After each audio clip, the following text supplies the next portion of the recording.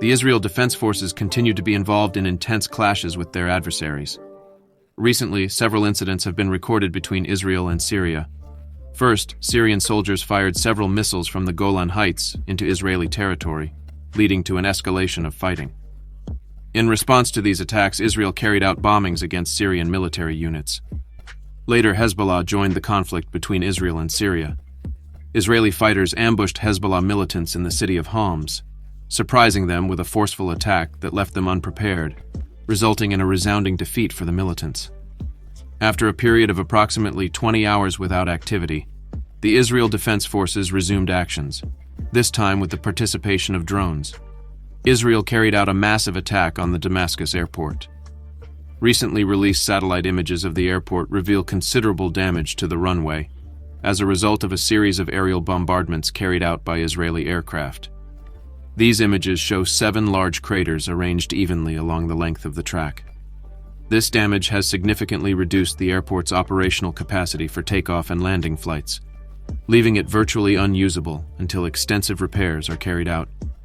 As a result, Damascus Airport, the target of Israeli attacks, is currently unfit for normal operations. Experts highlight that the recent attacks on the Syrian airport, although started recently, have triggered serious consequences. The repair work will require a lengthy and significant effort. This process reflects the strategic goal of Israeli airstrikes to neutralize a key transportation hub in Syria. As has been observed, Israel plans and executes its attacks with great professionalism. These actions are overwhelming in both their execution and their subsequent effects. In this context, an Israeli official revealed important information following statements by John Kirby, spokesman for the United States National Security Council, which were shocking. Kirby stated that Hamas and the Palestinian Islamic Jihad use hospitals in Gaza to store weapons and hold hostages, in addition to being prepared to confront the Israel Defense Forces from these locations. Despite their innocent appearance, these places are used to carry out military operations and hold captives. According to information received, both Hamas and the Palestinian Islamic Jihad are using several hospitals in the Gaza Strip, including Al-Shifa and the tunnels beneath them, to hide weapons and support their military actions, as well as to detain people. These groups operate a command and control center from Al-Shifa, located in Gaza City, storing weapons and preparing to respond to an eventual Israeli army operation against this facility. Opposition to the aerial bombardment of a hospital is highlighted, and concern is emphasized to avoid conflicts in a hospital environment, where innocent individuals, helpless patients, seek to receive necessary medical care. The protection of hospitals and patients is essential.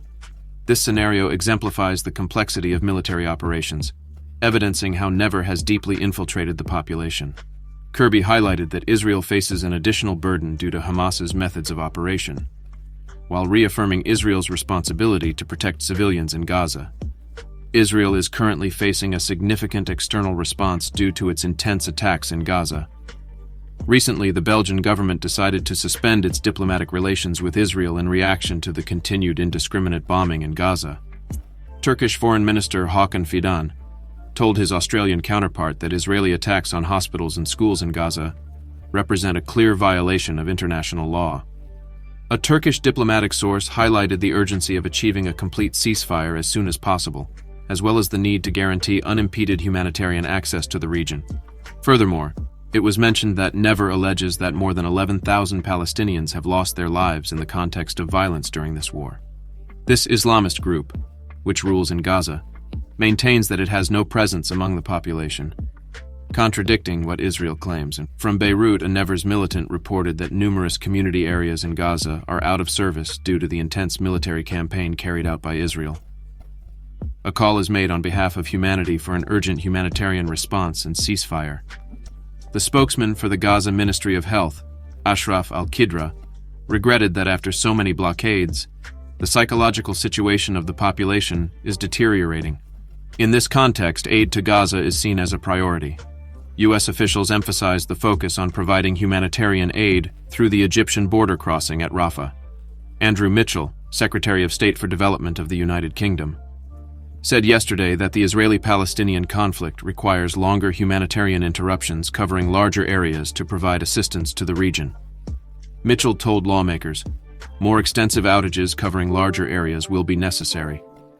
We are in discussions with the United Nations and other partners to determine the best strategy for this. Italy's foreign minister also announced the entry of Italian humanitarian aid into Gaza in later hours.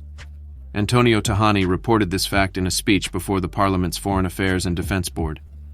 Italy has arranged the sending of 2 C-30 military planes with 16 tons of humanitarian assistance that will depart for Gaza. Separately, the United States and Britain recently implemented a new round of sanctions against Hamas, with the aim of cutting off funding to the Palestinian militant group following last month's attack on Israel. This is the third round of sanctions announced by the United States since that attack, and targets Hamas, its top officials, and the mechanisms through which Iran has supported Hamas and its allies in the Palestinian Islamic Jihad, another militant group. The United Kingdom has imposed penalties on 4 senior Hamas leaders and 2 financially linked individuals, including the group's political leader in Gaza and the head of its military division. This measure was communicated by the Ministry of Foreign Affairs in an official statement. Treasury Secretary Janet Yellen said, "The United States will continue to work with our allies, including the United States, to prevent Never from obtaining and using funds to carry out its atrocities." The actions carried out by Never have caused great suffering, showing that terrorism does not arise in isolation. Together with our allies, we are taking decisive action to disrupt Never's finances, its infrastructure, isolate it from external financing, and block new financing avenues that seek to support its atrocious acts. In another instance, there was a positive development for the Palestinian population.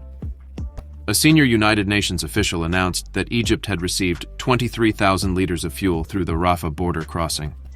However, this UN official warned that Israeli authorities have restricted the use of this energy supply to transport aid to Gaza, prohibiting its use in hospitals or for water pumping systems. Israel blocks all fuel shipments, arguing that it could never be stolen and used for military purposes. An agency linked to Israel's defense ministry said it had agreed to allow the provision of fuel to aid trucks managed by the United Nations, at the request of the U.S. government. This decision was made hours after Israeli forces entered Gaza's largest hospital, Al-Shifa, which has been the scene of days of fighting and has suffered from nearby airstrikes. UNRWA, the entity that is in charge of Palestinian refugees and leads the largest humanitarian operation in Gaza, reported that fuel shortages are preventing the unloading and distribution of aid from trucks arriving in Rafah. This fuel supply is expected to represent a significant advance. We appreciate your continued follow-up.